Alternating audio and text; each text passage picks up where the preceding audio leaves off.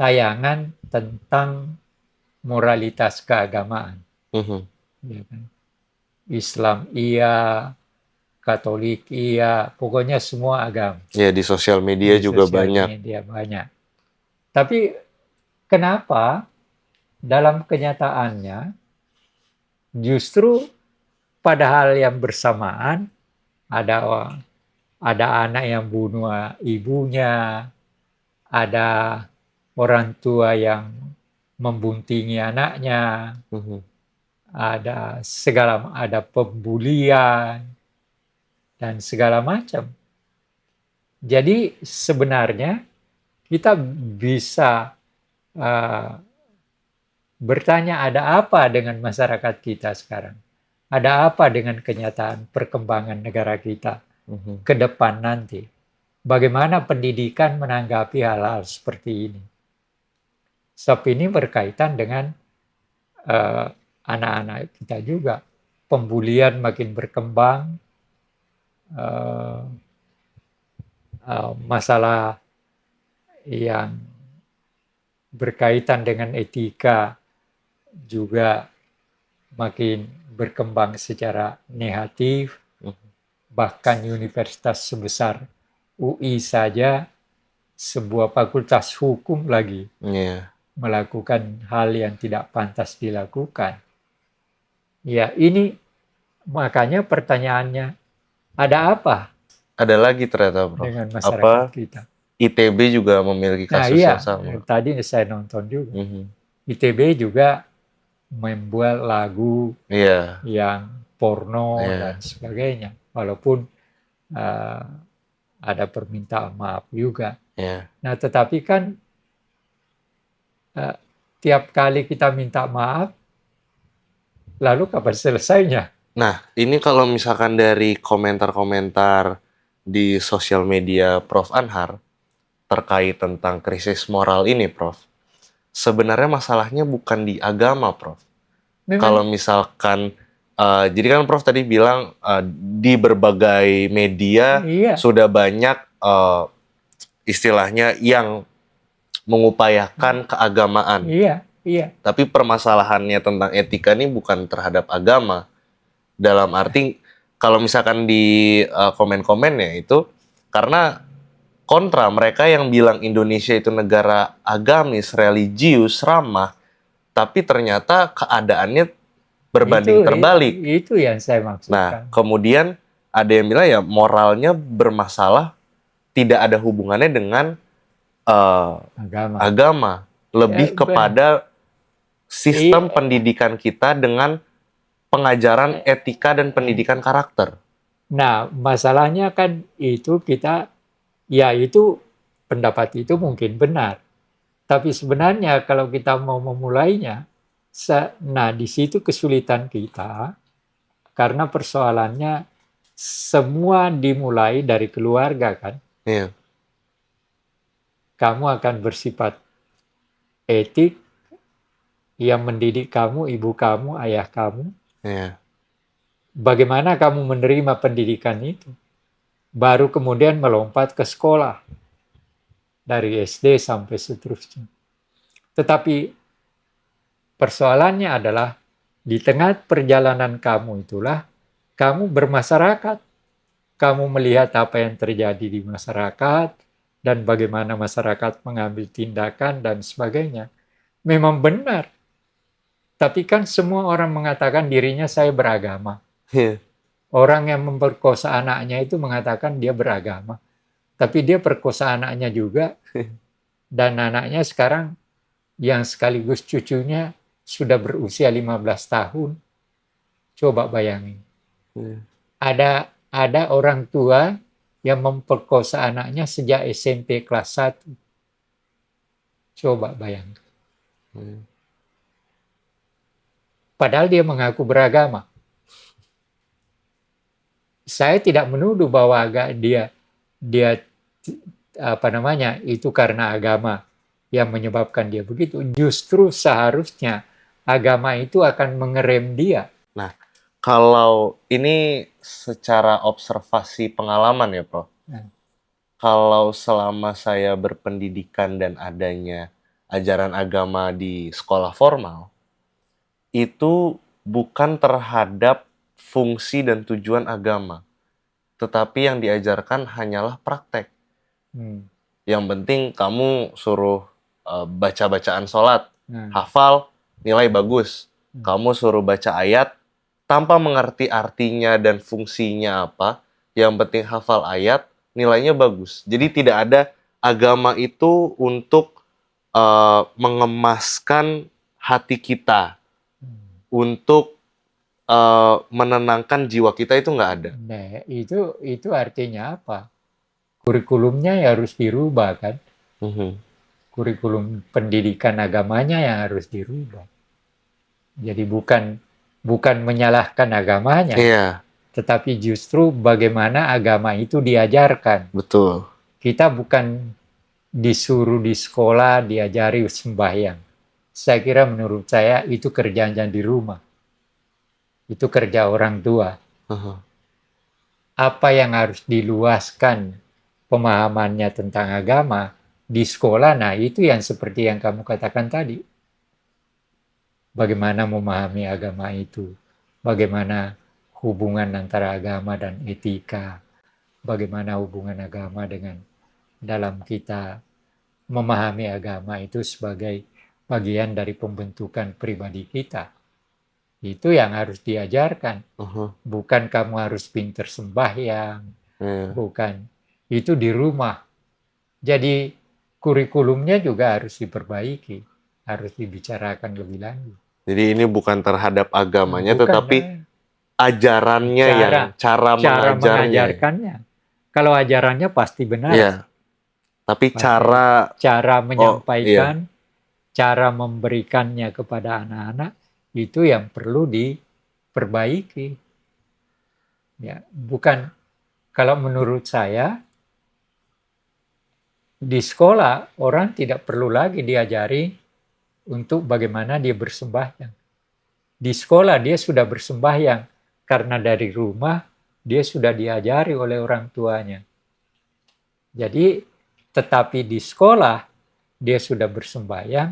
Nah, yang akan diajarkan di sekolah berdasarkan kurikulum, bagaimana seseorang yang beragama menjalankan agama dalam pergaulan, dalam berkomunikasi, dan sebagainya. Itu yang harus didalami. Nah, ini yang artinya menurut saya bukan ahli agama, tapi hanya berdasarkan pengalaman, ya yang terbaik adalah bagaimana di sekolah diajarkan orang beragama kita menganut agama, dan agama itu mempunyai aturan-aturan di dalam bergaul.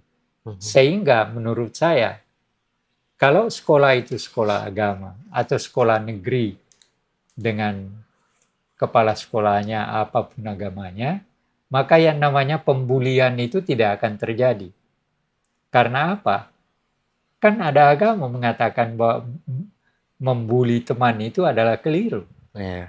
Iya kan? Jadi kalau agama diajarkan secara baik, secara benar, maka tidak akan melahirkan orang yang sakit jiwa seperti yang terjadi di Sumatera Barat sekarang. Ada anak SMA yang dibuli oleh temannya 4 orang dan sekarang masuk di rumah sakit jiwa.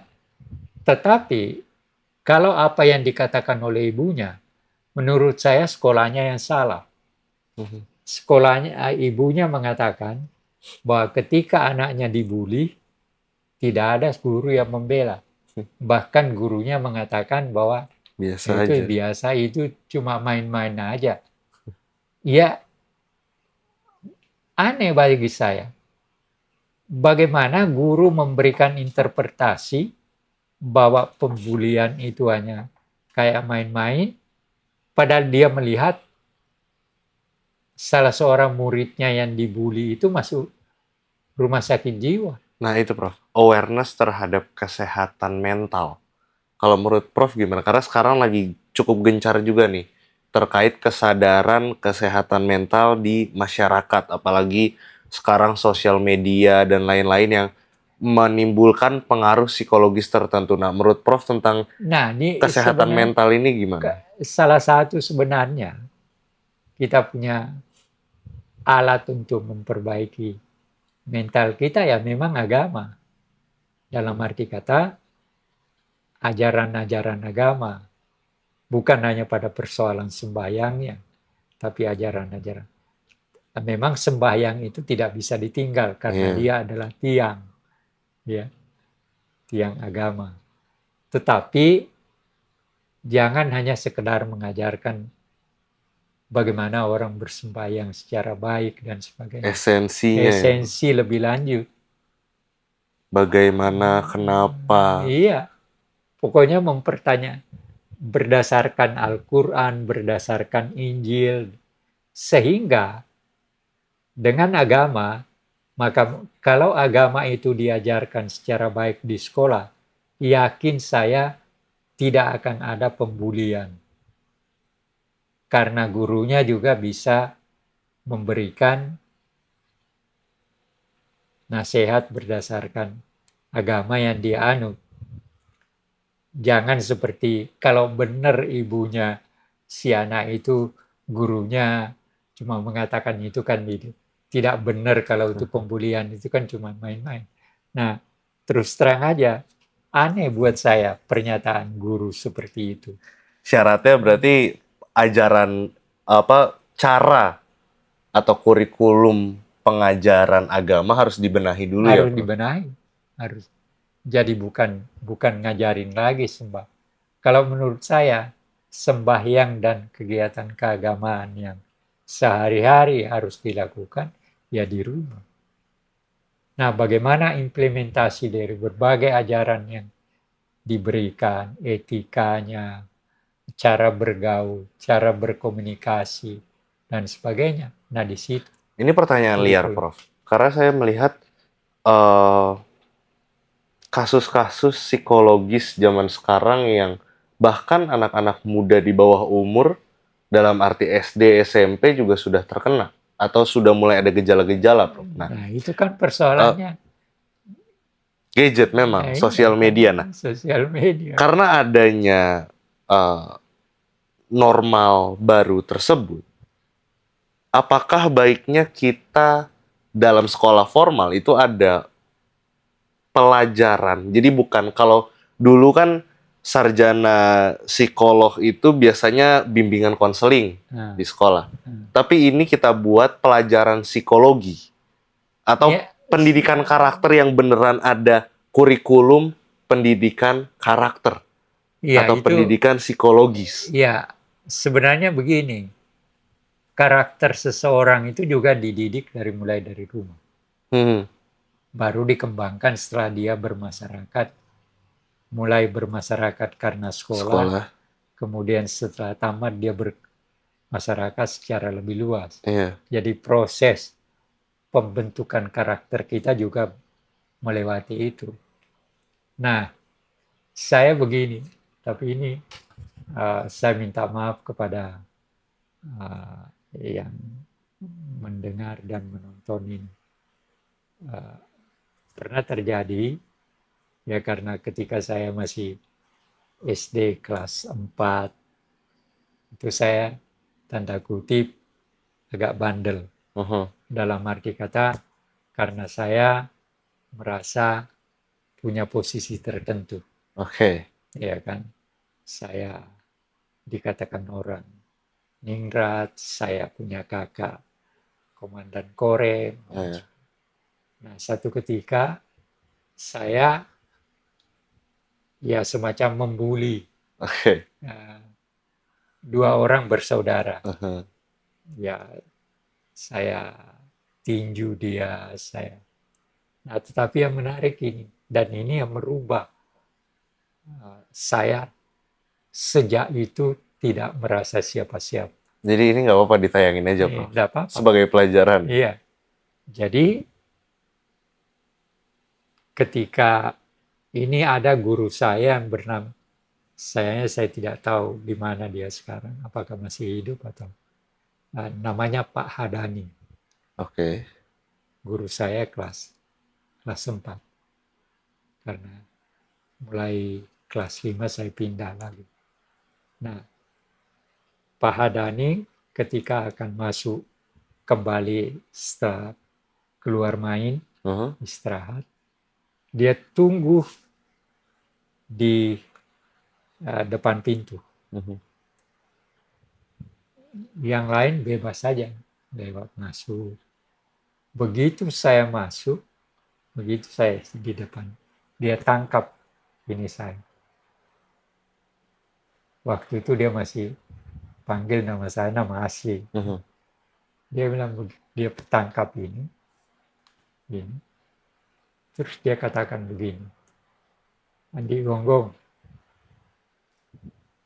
kamu kira, dia sebut namanya, tuh, kamu kira orang itu takut pada kamu. Dia tidak melawan itu bukan karena dia takut pada kamu pribadi. Dia takut sama kakak kamu. Iya. Oke. Tersentak saya. Dan sejak itu, saya tidak pernah sampai Sampai kapanpun sekarang. tidak pernah lagi bersikap seperti yang pernah saya lakukan pada. Nah, itu kan Saya menganggap bahwa ya saya ini bukan siapa-siapa. Mhm. Ternyata ketika orang melihat saya, dia tidak melihat saya, tapi dia melihat lingkungan keluarga saya. Nah, tapi kan itu berarti ada pentingnya juga pendidikan karakter atau psikologis, apalagi di zaman sekarang yang banyak sosial media yang banyak menimbulkan dampak-dampak psikologis. Iya, memang iya.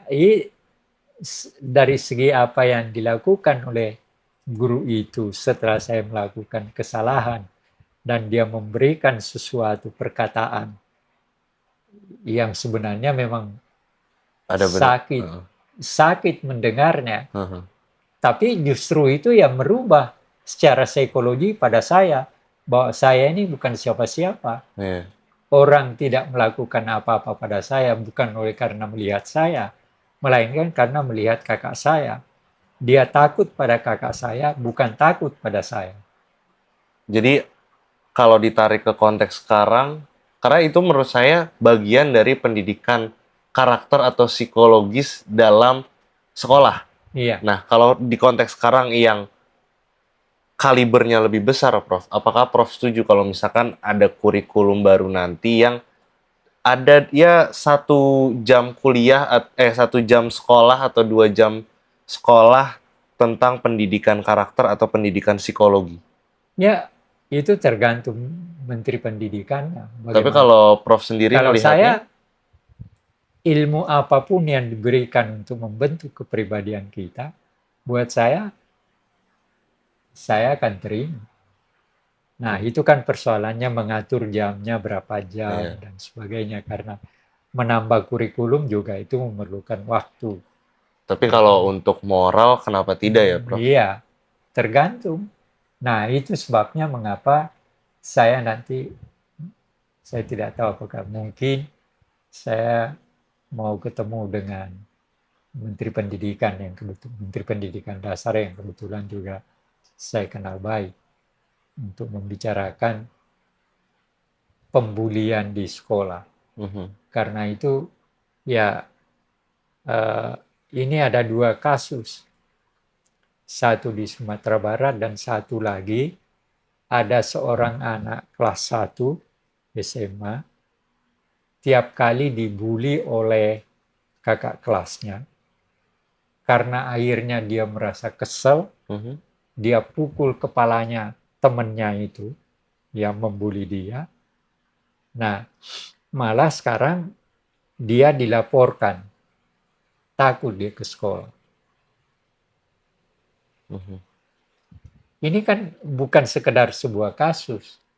Artinya, tapi ini yang peristiwa pertama, kedua ini eh, gurunya atau kepala sekolahnya mencoba mencari jalan damai. Tapi rupanya walaupun sudah ada, tapi akhirnya eh, yang kakak kelas yang dipukul ini melaporkan